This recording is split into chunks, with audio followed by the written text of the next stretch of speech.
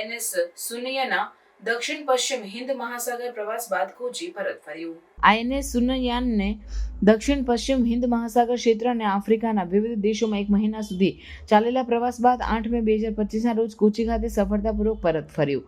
આ પ્રવાસ Indian ocean ship સાગર પહેલનો ભાગ હતો, જે ભારતની સાગર દ્રષ્ટિને અનુરૂપ છે. પ્રવાસ દરમિયાન આઈએનએસ સુનયનાએ તાન્ઝાનિયા, મોઝામ્બિયા, મોરિશિયસ અને સેશેલ્સ જેવા દેશોમાં પોર્ટ કોલ્સ કર્યા અને તેમને વિશિષ્ટ આર્થિક ઝોનની સંયુક્ત દેખરેખ કરી. આ પ્રવૃત્તિઓનો ઉદ્દેશ્ય સમુદ્રી સુરક્ષા અને દ્વિપક્ષીય સહકારને મજબૂત બનાવવાનો હતો.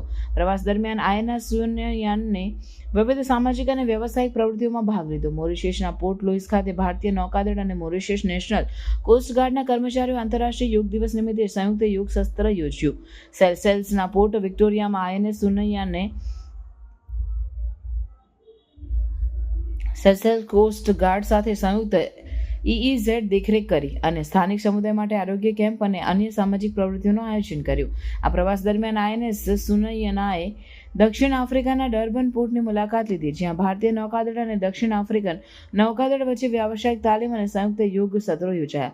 મોઝામ્બિકના બેઇરા પોર્ટ ખાતે બંને નૌકાદળોએ સંયુક્ત તાલીમ અને સામાજિક પ્રવૃત્તિઓમાં ભાગ લીધો, જેમાં આરોગ્ય કેમ્પ અને અનાથ આશ્રમમાં જરૂરી સામગ્રીનું વિતરણ સામેલ હતું. આઈએનએસ સુનયનાનો આ પ્રવાસ ભારતની સમુદ્રી કૂટનીતિ અને આફ્રિકન દેશો સાથેના સંબંધોને મજબૂત બનાવવાનો પ્રયાસ છે.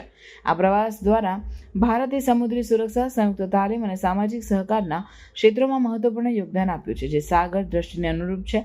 આ પ્રવૃત્તિ દ્વારા ભારતે આફ્રિકન દેશો સાથેના સંબંધોને વધુ મજબૂત બનાવ્યા છે અને સમુદ્રી ક્ષેત્રમાં પોતાની ઉપસ્થિતિને વધુ સક્રિય બનાવી છે.